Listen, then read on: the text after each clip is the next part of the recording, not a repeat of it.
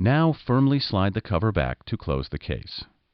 Once you have the cover on the case, replace the 4 screws removed in Chapter 3. Let's go to the back of the case to connect the other components. We know these core connectors of the motherboard from Chapter 7, securing the motherboard.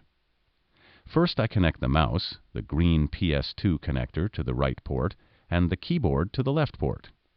If you mix them up, it will cause a keyboard failure error when you turn on the computer. If that happens, simply switch the connectors. These are the USB ports for USB devices. Here are the serial ports used with an external modem. Next to them is the parallel port that can be used for printers, zip drives, and other parallel devices. Into the video card port, I plug in the monitor connector. It is a 15-pin D-shell 3-row connector that will go in one way and should not be forced. Then I'll insert the network cable connector into the network port jack.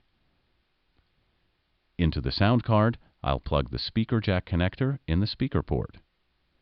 The connection is a normal mini stereo plug. The line jack is for connecting music sources such as tape players, stereos, and musical instruments. The mic jack allows you to record your voice into the PC. The 15-pin connector connects to a joystick. Finally, we can plug in the power cord to the power supply and plug the free end into a wall socket. The little switch next to it should be set to 115 volts in the United States. And that is how the back of your computer case should look if you used the same type of components I did.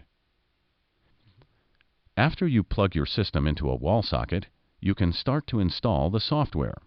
For more information, consult our text file window, Installation of the Software.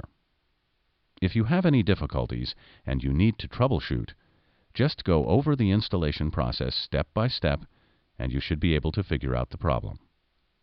Congratulations! You built your own PC.